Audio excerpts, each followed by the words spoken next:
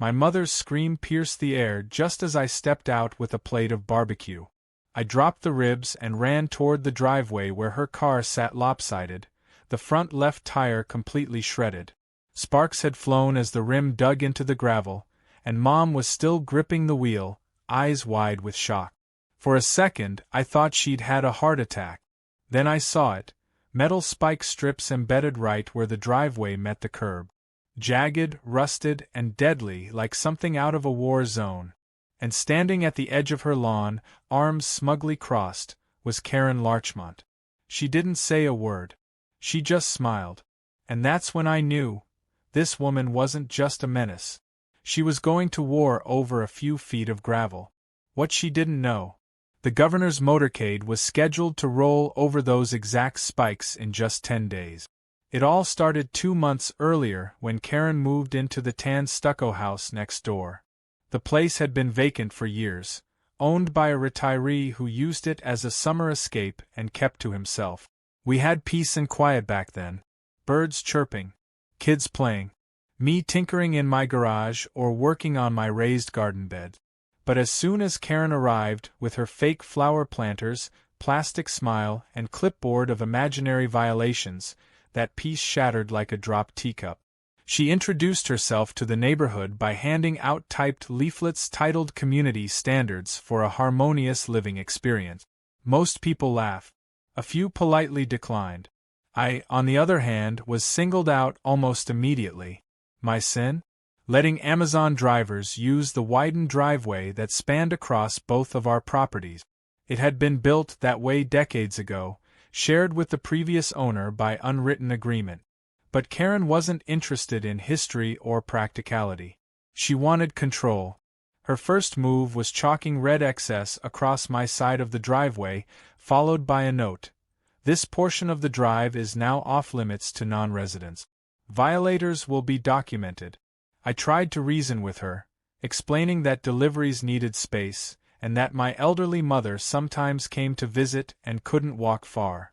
Karen responded with a 5-minute rant about property lines and liability, punctuated by her slamming the door so hard it shook the potted cacti on her porch. Over the following weeks, things escalated. Packages began disappearing from my porch. My sprinklers mysteriously malfunctioned. One afternoon, my wheelbarrow vanished, only to reappear at the edge of her yard, filled with decorative rocks and painted with the word private. I didn't want to turn this into a war, but the passive-aggressive warfare was already in motion. Then came the incident with the drone. I'd been flying a small drone around my yard to check the gutters, a thing I did every spring. Karen ran outside screaming about airspace violations and accused me of spying. She called the non-emergency line, and when the officer arrived, he didn't even try to hide his amusement. "Ma'am," he said, "this isn't restricted airspace, and your house isn't exactly Area 51. Karen fumed. I knew then she wasn't going to let this go. The next week, my mother's car tire exploded. I had invited her over for lunch, and to help me test the new propane grill I'd bought. She drove up the shared drive like always. Seconds later, the spike strip claimed its first victim. I rushed to her side and helped her out of the car. Thankfully, she was okay, just shaken. But I could see the guilt and worry written all over her face. It wasn't just a damaged tire. It was the feeling that someone had endangered her, on purpose. Karen's reaction was even worse than I expected. She stood there, arms folded, watching the whole thing like a neighbor enjoying reality TV from her porch. When I confronted her and pointed at the spikes, she shrugged and said, maybe if people stayed on their side, their cars wouldn't suffer. That's when I called the cop. They arrived quickly. One officer looked down at the spike strip and muttered, "What the hell is wrong with people?" But when it came time to act, there was a problem. The strip was bolted into a portion of gravel that technically straddled both our properties. Because there were no clear markers dividing the shared portion, and because the old property survey was outdated, the officer shook his head and said it was likely a civil matter. They logged the report but offered no resolution. At that point, I realized I had to play smarter. Karen wanted me to get angry. She wanted to provoke me into making a mistake, giving her more ammunition. So instead of yelling, I got quiet and started planning. I reviewed all the footage from my motion-activated security cameras. There she was, the night before, wearing gloves and kneeling with a wrench and drill, installing the spikes by flashlight like a cartoon villain. I saved the file, made backup copies, and then called in a favor. Back in college, one of my best friends had gone into law enforcement. He was now a state trooper and part of a security detail that occasionally handled high-level events. We hadn't talked much in recent years, but I figured he might point me in the right direction about handling driveway sabotage. I didn't expect what he told me next. "You still live at that address?" he asked, sounding surprised. "Good. Listen, this is classified for now, but the governor's doing a quiet meet and greet for veterans next weekend. It's off the radar, private location, minimal press. And guess where we're hosting it? Your backyard. The invitation's already signed off. You're on the list. The event's locked in." I blinked, stunned. My backyard? The governor? At my house? Apparently, it was all part of a grassroots effort to support local veteran-owned initiative. My late grandfather had served in the Air Force, and I'd recently hosted a memorial fundraiser for a vet friend that caught some attention. Someone in the governor's circle liked what I was doing and decided to make a symbolic visit. Suddenly, everything clicked. The timing, the location, the stakes.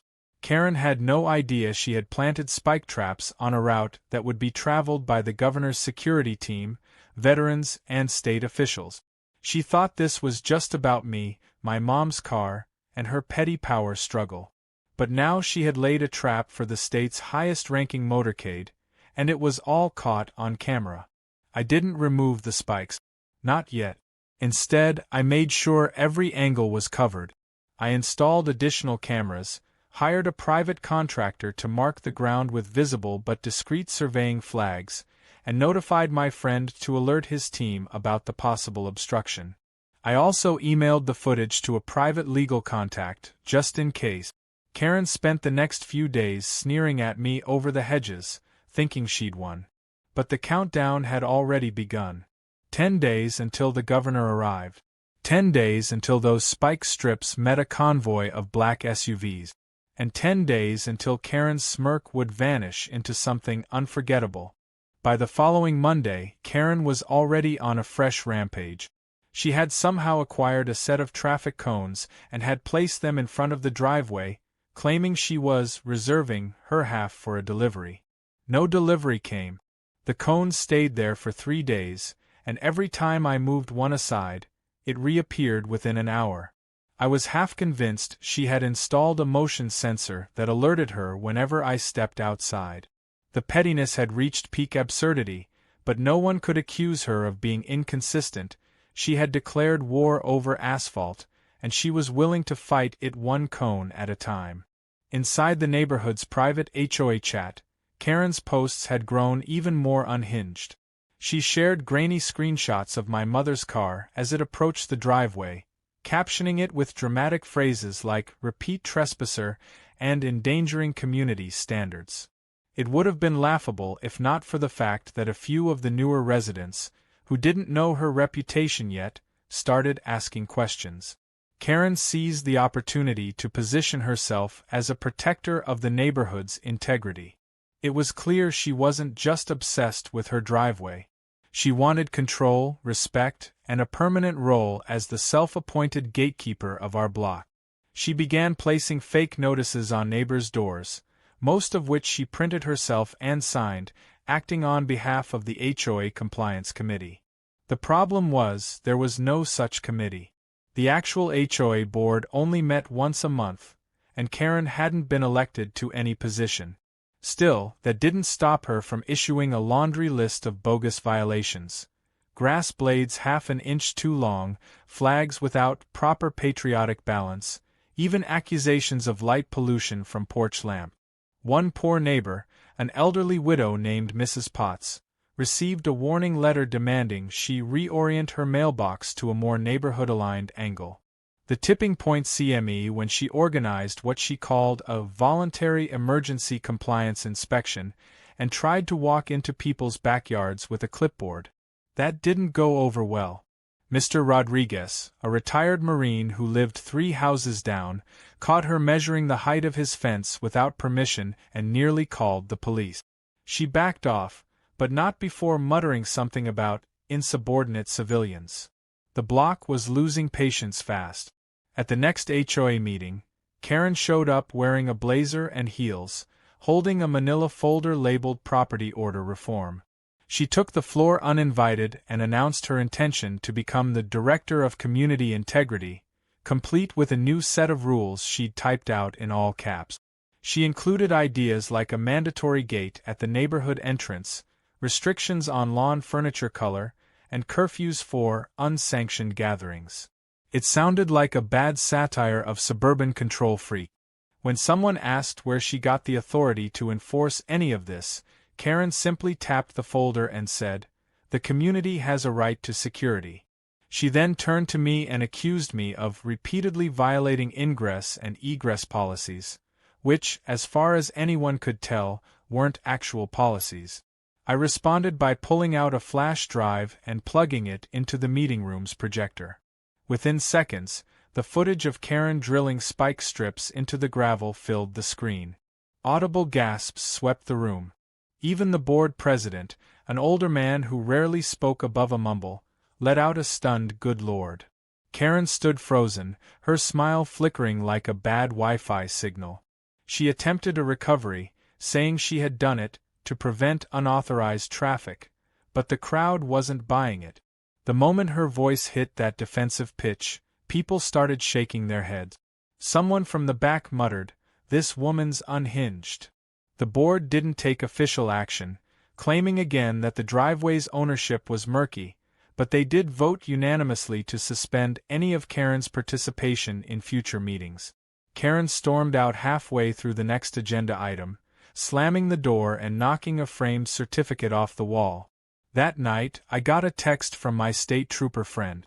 The governor's visit was still on, still under wraps, and still scheduled to arrive through the same driveway.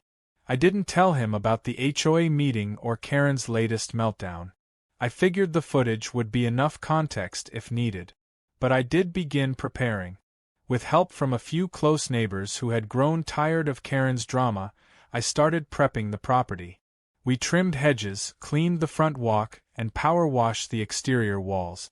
One friend brought in a small generator for backup lighting, and another, who worked with Veterans Affairs, dropped off banners and signs for the reception.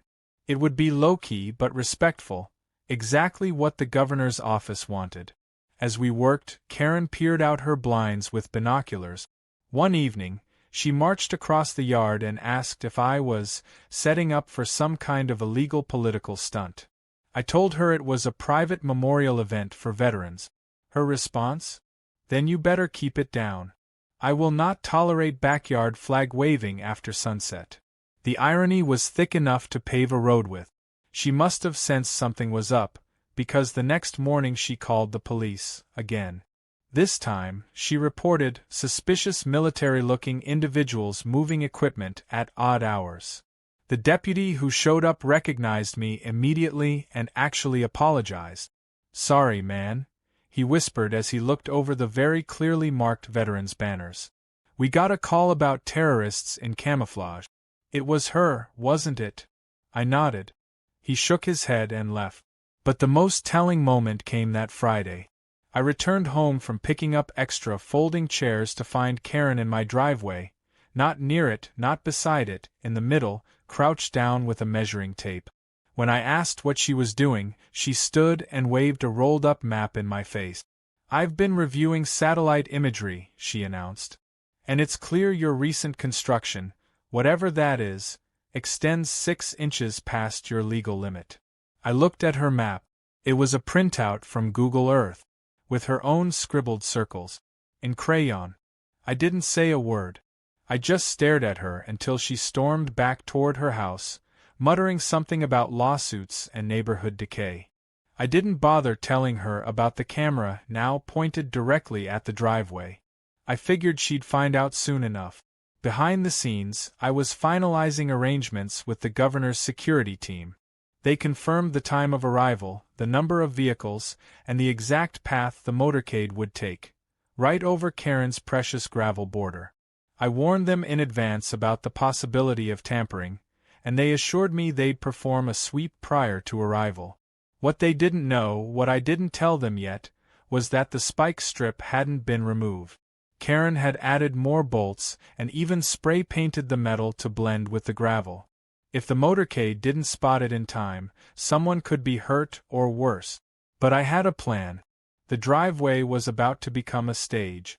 Karen had been performing her twisted one-woman play for months. It was time for a new act.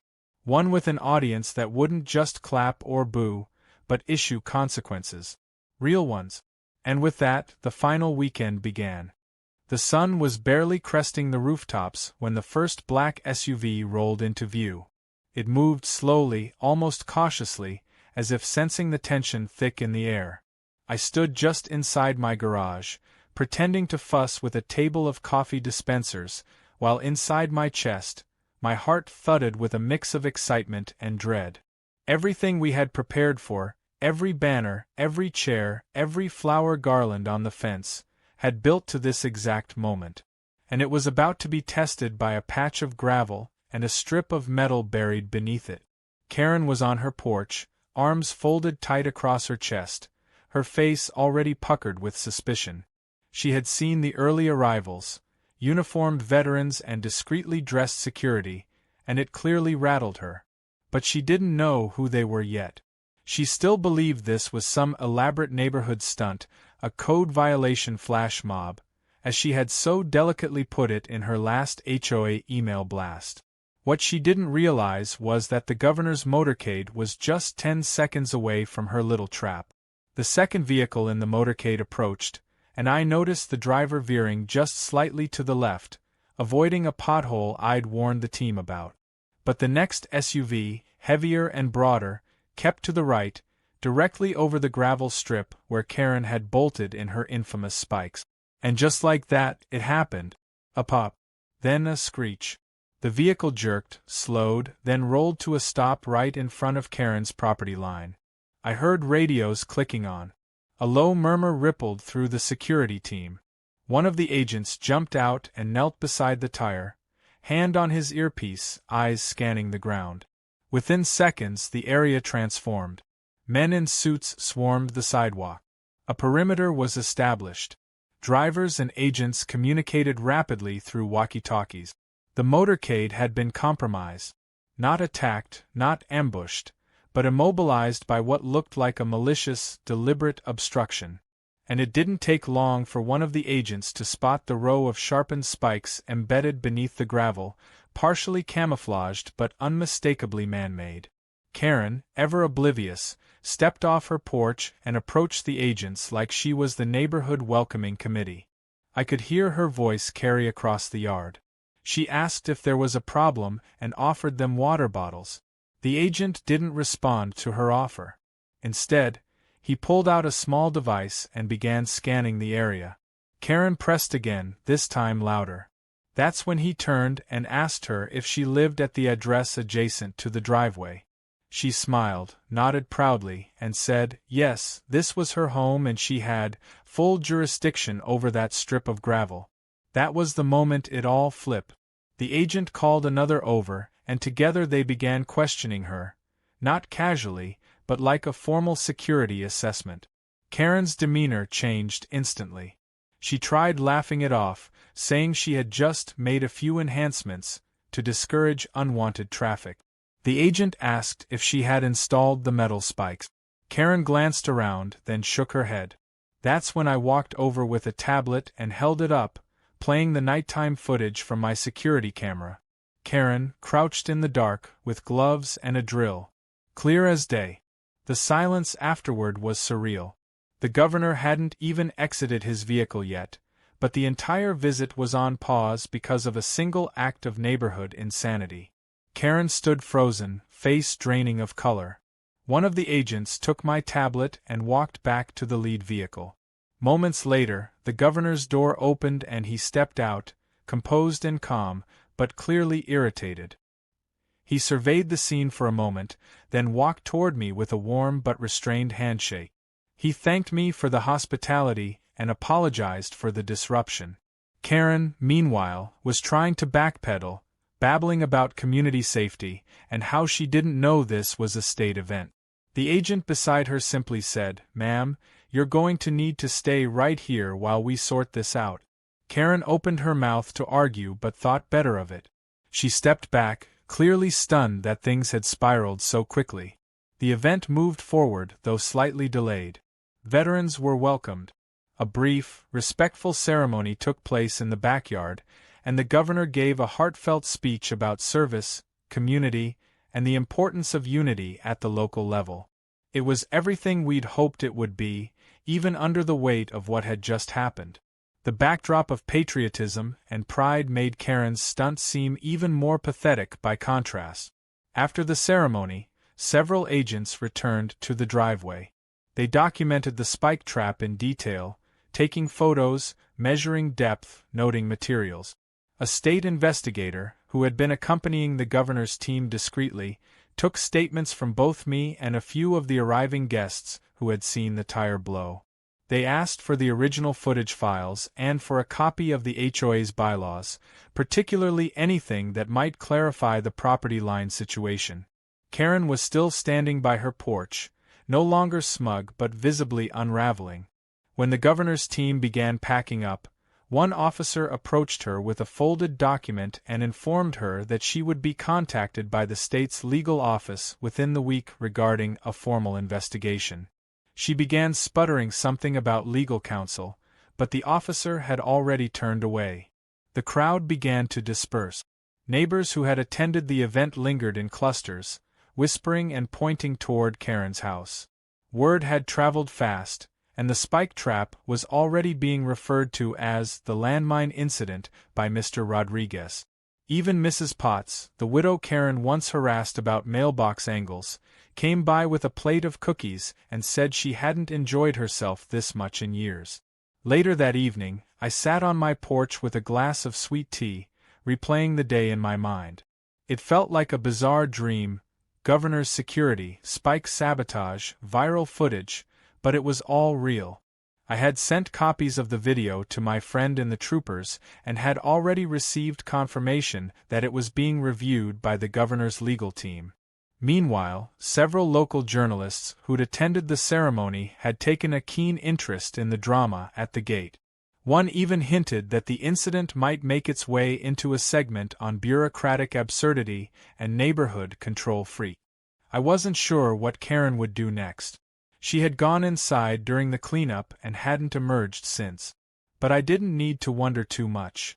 My inbox was already filling with messages from neighbors offering support, praise, and, amusingly, requests for driveway surveillance recommendations. One even asked if they could get a copy of the spike video for their YouTube commentary channel. By nightfall, the driveway was finally cleared. The damaged SUV had been towed, and the spikes removed by a professional team with industrial gloves and power tools. I kept a few pieces of the strip as evidence, just in case. But in truth, I suspected I wouldn't need to do anything more. Karen had buried herself deeper than those spikes ever went. And this time, it wasn't just a neighborhood squabble.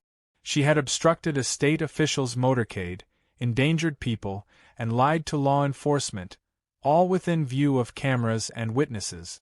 She didn't just step over the line. She drove a drill through it, and that line now led straight to consequences. By the next morning, Karen had vanished from her porch. Her curtains were drawn, the blinds tilted downward like narrowed eyes hiding in shame. No morning power walk in her visor. No clipboard patrol. No one screaming about unauthorized flags or lawn height. The neighborhood felt unusually quiet, as if it were collectively holding its breath, waiting for the next bizarre twist. And it came, but not from Karen. It came from the internet. Late the night before, one of the local journalists who had attended the event uploaded a short video compilation from the governor's visit. It started off respectfully, showing the veterans being honored and snippets of the governor's speech.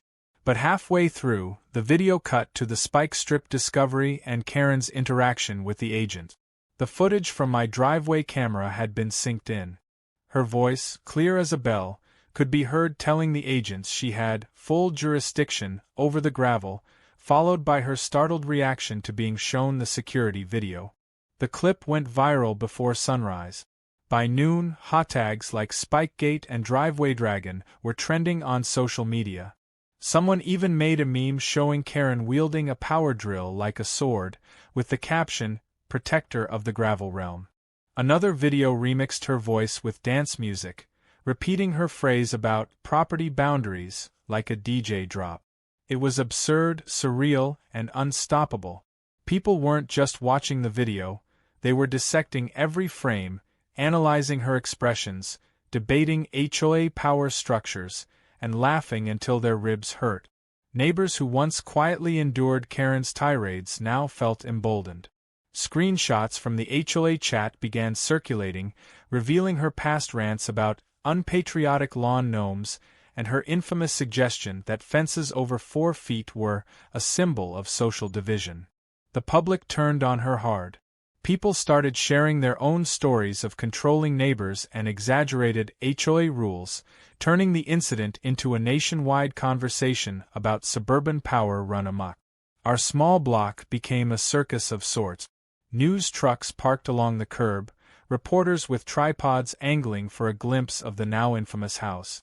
Curious strangers drove by slowly, peering out car windows and whispering, "That's her place." Someone even left a rubber spike strip in her mailbox, labeled "Souvenir from the Internet." Karen didn't come out. The actual HOA board, which had tried for so long to remain uninvolved, now scrambled to issue a public statement. They posted it to the neighborhood website and sent out a mass email. It read, in part, "Karen Larchmont was never officially authorized to act on behalf of the HOA. Her actions do not represent the board, and we condemn any use of sabotage or intimidation tactics within the community." It was a polite way of saying they were washing their hands of her. Still, it didn't stop residents from demanding more. A petition began circulating, demanding an internal audit of all neighborhood funds and decisions Karen may have influenced during her brief stint as self-declared compliance officer. Within 24 hours, the petition had over 200 signatures, more than half of the community. An emergency meeting was called. People wanted answers about HOA fees, neighborhood funds, and whether Karen had misused her brief authority to fine or threaten residents into compliance. Then came the civil suit. At least 3 residents, including myself, filed formal complaints, mine for the damage to my mother's car and endangerment during a state-sanctioned event. Mrs. Potts filed for emotional distress after Karen threatened to have her mailbox removed by force. And Mr. Rodriguez? He filed a complaint backed by surveillance footage of Karen trying to measure his garden gnome's distance from the sidewalk, which he labeled harassment and trespassing with cartoonish intent. The legal pressure mounted quickly. A week later, Karen finally emerged from her home, but not to walk the block or defend herself. Instead, she was escorted by 2 men in plain clothes who walked her quietly to a waiting vehicle. She carried a small suitcase, wore oversized sunglasses, and looked more like someone heading into witness protection than a woman going on vacation. The car drove off, and just like that, she was gone. Rumors flew. Some said she was staying with her sister in Arizona. Others claimed she'd fled to a remote cabin to avoid the media storm. But wherever she went, the internet followed. Her image, snarling mid-sentence, drill in hand, became a digital emblem of petty tyranny. A novelty mug appeared online within days, reading, "I declare this gravel sacred," complete with a caricature of Karen in a crown made of traffic cones. Meanwhile, things at home were finally settling. The driveway was repaved, paid for by a combination of HOA emergency funds and a quiet donation from the governor's community grant initiative. A local contractor removed the last bolt from the spike strip and left behind a small stone plaque engraved with the words, Neutral zone, no spikes beyond this point. It was subtle but served as both a joke and a reminder. Neighbors who had once avoided eye contact now waved as they walked their dogs or jogged past. Kids chalked peace signs on the sidewalk, and someone planted sunflowers right where Karen had once threatened to report a decorative gnome. For the first time in months, our street felt like a neighborhood again, free from threats, lectures, and unsolicited inspections. I received a formal letter from the governor's office thanking me for my cooperation and discretion. Enclosed was a certificate of recognition for outstanding community stewardship, signed by the governor himself. I framed it and hung it in the garage, just above the tool rack, where Karen had once claimed my hedge trimmer posed a safety risk. But perhaps the most satisfying moment came from the community itself. At the next HOA meeting, held under a string of patio lights in my backyard, a vote was held to establish a new neighborhood resilience committee, meant to protect against future overreach and promote actual unity. I was nominated to lead it. Unanimously. I accepted with a nod, not because I wanted power, but because I had seen what happened when the wrong person seized it. And because I knew the best way to prevent another Karen was to replace control with collaboration. Their WER still whispers that she might return someday, though no one seemed eager to welcome her back. But even if she did, things had changed. The cameras were still up. The community was more aware, more united.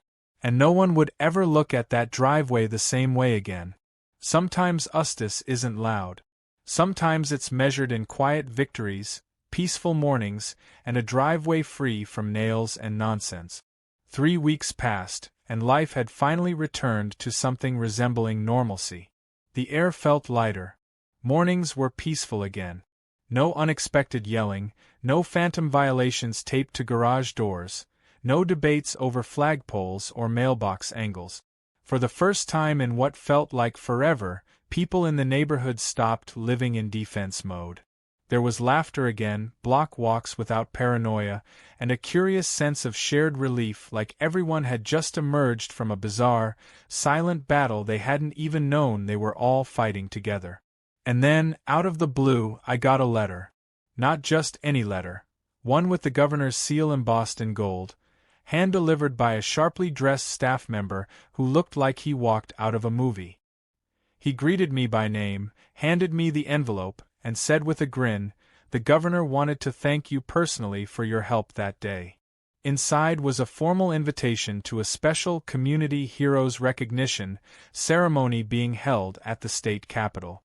To my disbelief, I was listed as a guest of honor. First, I laughed. Me? A guy with a mildly sarcastic HOA group chat history and a few spike strips removed from his driveway?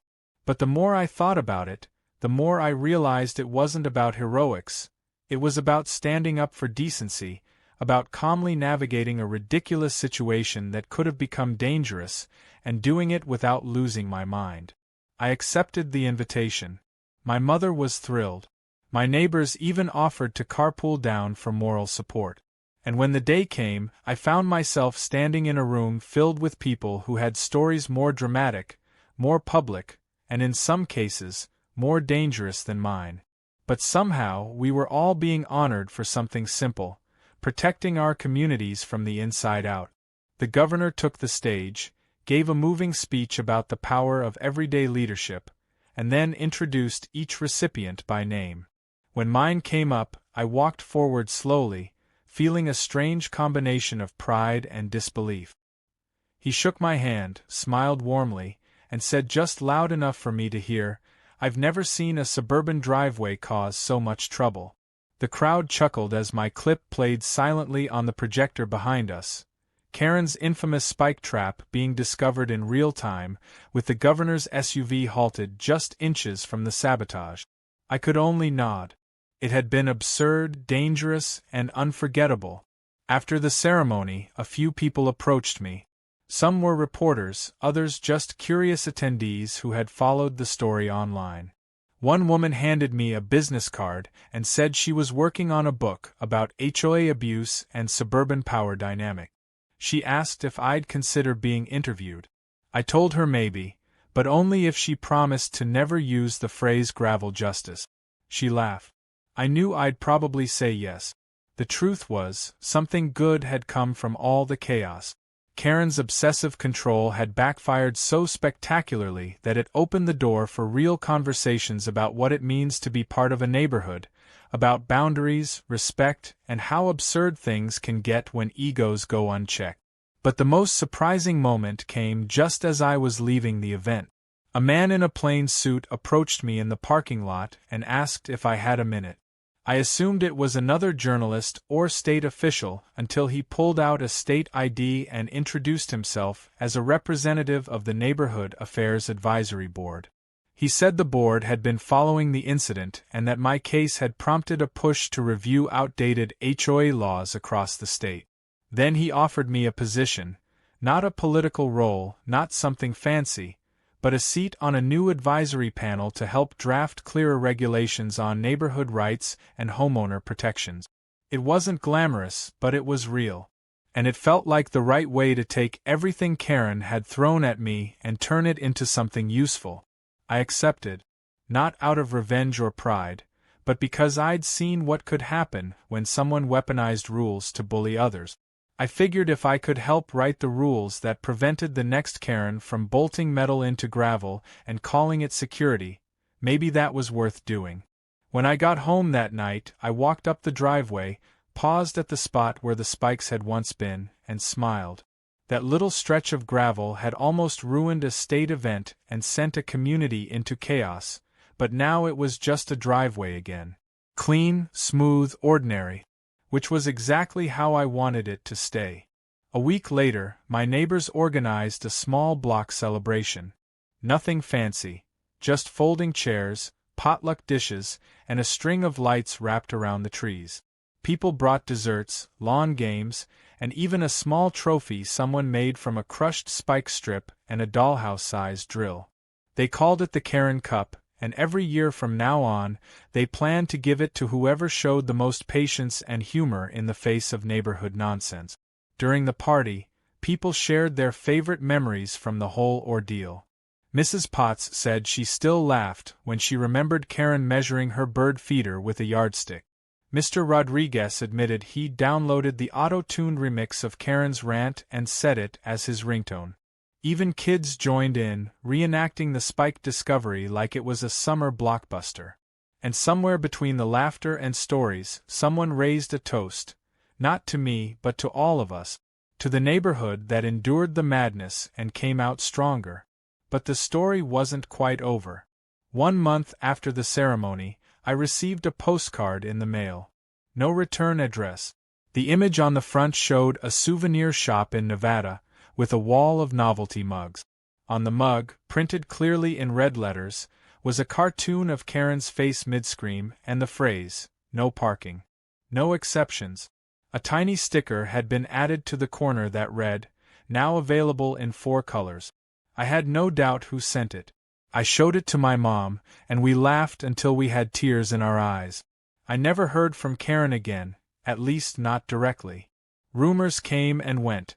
Someone said she was trying to rebrand herself as a community coach in Arizona. Someone else swore they saw her in a viral video complaining at a supermarket about frozen peas being out of alignment. Whether any of it was true didn't matter. What mattered was she was gone, and the neighborhood had moved forward.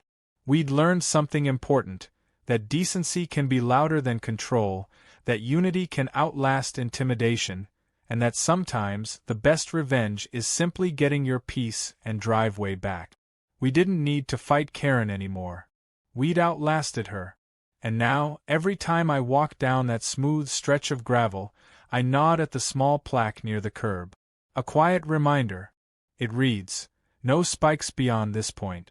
A joke, sure, but also a promise that from now on we were going to protect our community, with patience, with unity, and if necessary, with a well-placed camera and a whole lot of backup.